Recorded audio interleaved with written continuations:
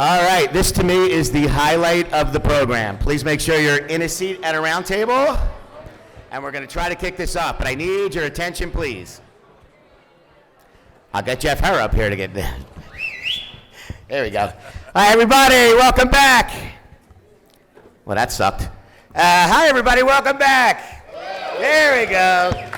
All right, this is the highlight of the show. This is the Transacting Founders Roundtables. I will mention, I don't know if I said this earlier, our Transacting Founders people facilitating these roundtables are wearing a silver badge with a crown over the cat's head. That's how you tell that. So these people will be around. They'll be around at all the social events. You could certainly find them, but they're identified for you with a silver badge, right? Before we get started, I thought we would try to give some context. We're going to take 15 minutes and I'm going to get you some perspective from some titans in this business and industry who have, in my view, the most or among the most experience in doing franchise transactions. My first guest is Jim Waskovich from Princeton Equity Group, who has been extremely active. But Jim, I'll let you describe yourself and your company and your approach toward this. Sure. Thanks, Lane. Princeton Equity Group, we are a private equity firm that invests only in franchise businesses. Pretty focused strategy. And we, as I said at lunch today, love investing in founder-owned businesses. It's key to what we do. And we view ourselves as a support system for founders. So it's almost like we become the franchisor for the franchisor, if you will. Our founders generally continue to run their businesses, but with the help, guidance, support of our team, which is 16 people now, again, all focused on franchising. We have a lot of experience, 25 franchise investments over 13 years. 12 of those were in the last 2 years, so we're pretty active. And we love services franchisors. I said that at lunch. We love businesses that have a repeat long-term relationship with the customer. Obviously, great unit economics, recession resistance, and we try to steer clear of fads. So that's a quick background on me. It's been a very active 18 months. For lots of folks on this stage, it's been a very active 18 months. Well, that's incredible. How many total units are in your portfolio? So, including businesses we've exited, about 5,000. And how many do you still have? Nobody knows. Quite a few. You can't count them all. It's impossible. So what's your advice to folks, emerging franchisors that have an opportunity to network and roundtable with folks of your type of experience, or Tom's or others? What's your advice to these folks as to how to get the most out of this program? Yeah, I think there are probably a bunch of obvious questions that you guys have. I think a good one is timing. Like, when is the right time to exit? And there are obviously a lot of different ways to exit. You can exit completely, strategically. You're going to hear a little bit more about that on the panel. You can take a first bite of the apple. That's what we do a lot. We'll buy 51% often of a business. That allows the founder to take a lot of chips off the table generally. And then we've got a pretty good track record of growing businesses. So over the years, when we sell a business, it tends to be worth 6 times more than we buy it for. So if a founder rolls $1 alongside of us, hopefully that becomes $6 if we all work hard together and achieve our objectives. So that's an option, right? And there are examples probably in this room of folks that have done this over and over again. Sell a little bit to a private equity sponsor, then 4 or 5 years later, sell a little bit more to the next owner, and so forth. The great thing about that, and that's called rollover, by the way, the great thing about rolling over is that you can do it on a tax-free basis. So by keeping the dollars in the business, you have all of those dollars working for you, and hopefully it's a business that's going well. I think that's a really important consideration in terms of timing.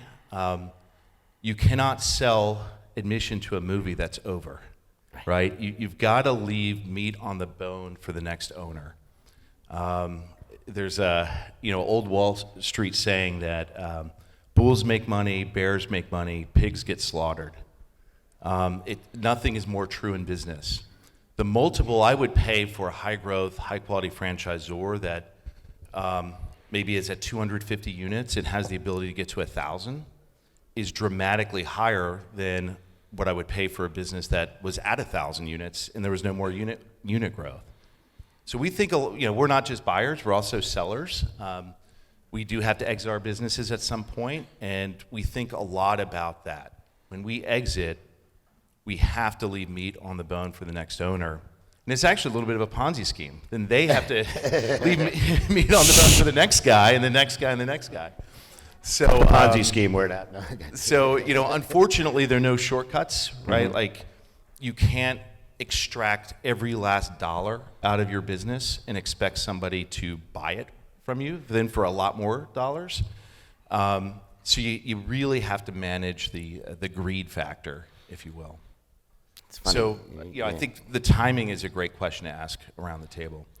And so, do you operate all these businesses independently, just as you acquire them, or are you a platform company? What do you describe Princeton? We do both. Okay. So we have 5 Star, which is a home services platform. We have Strickland Brothers, which is in auto services. So we are okay platforming. We think it's actually a really good thing to do in certain situations. But we also love that standalone transformative brand, the Next Massage Envy, European Wax Center, Sola Salon Studios, that on its own offers a great ride. But if we add a few more folks to the back seat, hopefully we get there faster and can grow larger. So That's great. Okay, Elliot. Hey, how are you? Hey, good. How are you? So, representing Authority Brands, will you give us a little background on the company, what your growth strategy has been over the last few years? For sure. So I am the chief of staff at Authority Brands. Authority Brands is a home service franchise or platform. So we have 12 home service brands that operate in a variety of verticals: swimming pool cleaning, home cleaning, electrical, plumbing, etc. All of our brands are listed in that big paragraph up there. And we have gone and acquired those brands over time. So the brands that we look for are in 2 different buckets. One of them is either recurring, or the other one is emergency break fix. And it's because all of our brands are recession resilient in some way, shape, or form. And then we also look for all the things that everyone here has mentioned: great founders, great business partners, unit economics, white space, all of that. So we started with one brand, and that's the Cleaning Authority, and that was back in 2017. They decided to start this roll-up play. We acquired Home Watch Caregivers shortly after that.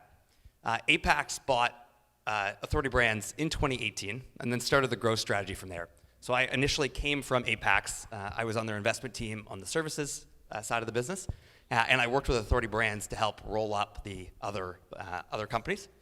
So we went from 2 to 12 brands very quickly, and all of our brands that we've acquired have come either from founders or from other business partners that were looking to divest their brand and put it in a platform. So something that's unique about our platform is that we do everything we can to support our franchise owners to ensure that they're getting the best money or the best value for their money that they can. So we have a shared services model. So sitting at Authority Brands, we have shared IT, legal, marketing, many different resources to help our franchise owners grow. And we put that in place with help of our operations teams. So once we acquire a brand, we leave the operations teams in place. We always say we know how to run franchise businesses. We don't know how to run a painting business. So when we acquired Color World back last year, we told Tom, we need all of your team. We need you to help us run this brand. So we leave that brand in place. They stay at whatever office they're in. We never make our founders or their team move unless they like to. And then they are a pivotal part of growing the business. And we add a little bit of fuel to their fire. We give them very good economics to incentivize them and making sure that they're getting second bite at the apple. And we all grow together as one team to make sure that we have the best platform out there. So the brands that we generally acquire, as I mentioned, we look for recession-resilient brands. Out of our 12 brands, 6 of them are number 1 in the vertical in which they operate in. So the Cleaning Authority, for example, is the number 1 largest franchised cleaning service in North America, maybe the world. We haven't gotten that far, done that much market research. And then 2 others are in the top 3. So out of our 12 brands, we have 8 that are the number 1, 2, or 3 in the vertical in which they operate in. And then a few years back, we decided that we had a great platform where we were able to help our founders grow their brands from wherever they were acquired at up to 200-300 units. And we thought that we could use that expertise to find great businesses in great business models with great founders who may just need a little bit of extra juice to help them grow from where they are today to be a number 1, 2, or 3 player in their market.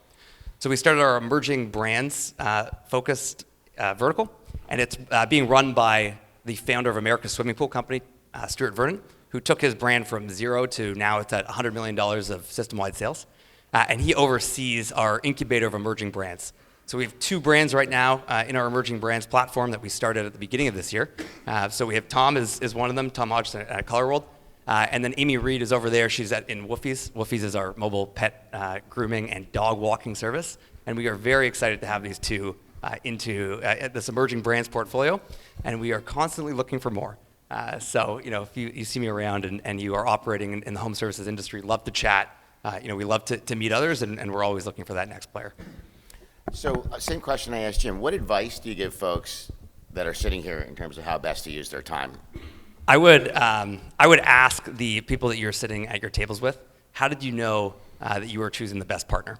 So whenever we do an acquisition, I will tell the founder, I'll say, go look on LinkedIn or go look on our website and point out any person in our company that you would like to speak to and give them a call and ask them all the reasons why you shouldn't sell to Authority Brands.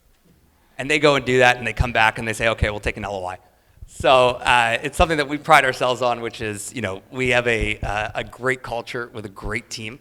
And we think that we're great acquirers as well too. We pay a fair price, usually premium valuations, as we always say, and provide a nice home for those franchise brands.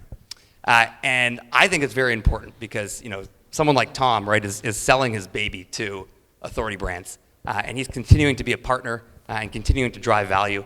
And if you don't like who you're working with, that's going to be a heck of a lot harder. And if you don't like who you're working with, you're not going to want to grow as fast and continue to try to build value in the organization that acquired you. And then hopefully, if that organization has treated you well, you'll have great economics to get another bite at the apple, as I said before, through either a rollover investment, which Jim talked about, or some type of equity incentive option, which we offer, and I know many other players do as well. Awesome. Okay, great. Tom, let me turn to you for a minute. Tom is the one that is most similar to the shoes that you stand in. Tom has recently done a transaction. Tom, why don't you tell your story a little bit? Well, thanks, Lane. Appreciate it. You choosing me to be the one to sit up here. So both of these guys are right. I mean, it comes down to, a good fit. So, but I'm Tom Hodgson. I'm the founder of Color World. Some of you guys may have known me for a while. They would know it as Color World House Painting. But one of the things that happens when you get acquired, they change your name to Color World Painting. Thanks, Bruce. Oh, no, Tom. Your name's still Tom? Okay. Yeah, that's correct. So you have to take all of these things into account when you're getting acquired. So, but I started my journey 25 years ago. I founded Color World back in 1997. Went to my first IFA in 2007, 2008. I actually met Scott Abbott and those guys at 5 Star, which was painting back then, now franchising, and kind of got my feet wet into the franchise space. I had Color World. They were growing a brand at the time, which was painting, so it worked really great for me. I was able to learn a lot about franchising, but also learn how they were growing a business. And then left there and kind of refocused back on Color World, and I started expanding in like corporate units throughout the United States, and was still was doing that at the same time. And then I knew there just had to be an easier way, and I wanted to relook at how I was doing it, how they did it, put a bunch of different pieces together, and then launched Color World. Really in 2015, tried to do a lot of this stuff in-house, as David Barr talked about. As a franchisor, you're trying to do a lot of different things and trying to make things work to still be a visionary. And so kind of fast forward, ended up going through the process of trying to find a development team, chose Fastlane. They did a great job for us, grew us very quickly. At that point, I knew that I needed help. I was literally the only owner of the brand, so I didn't have any additional capital. It was what we were doing to build the business and putting a lot of the money back into it. And it was like that inflection point where you needed to make a decision on, what is in the best interest of not only myself, but the franchisee. And that's when, luckily enough, we were starting to get a lot of different offers of, are you interested, are you interested, are you interested in maybe possibly selling? And it was just seemed like, for me, good timing for where we were at in the brand, and knowing that I wanted to build a training center, I wanted to bring on additional staff, and if I did all those things, I probably wasn't making any more money. So at that point, we actually found Boxwood, if you guys know those guys. They really helped me through that process of trying to decide who I would want to sell to, and then to both these guys' points, it had to be a great fit. And for a lot of the reasons what Elliot talked about, it's why I chose AB, which was, it was a great fit for me, gave me the opportunity to roll money, who knew if I could even be an employee? I mean, I was never even employed by anybody ever until, January. So I didn't even know I still don't know if I'm employable or not, but we'll find out. But I wanted to be somewhere where I could also learn, and through why I'm on this panel today is because I have a lot of interest in the acquisition space as well, and wanted to be able to have that opportunity to still run my brand that I founded, but also have an opportunity to maybe do some other things with inside Authority Brands. So, What advice do you have for the emerging brands at the table in terms of how to best maximize their time? Yeah, I would just say ask as many questions as you can, because to Elliot's point, are you going to be able to stay on? Are you going to be able to, they're going to have shared services, which was important for me. A pain point in our brand was marketing. I went from one marketing person to 52 plus, so it was a big part.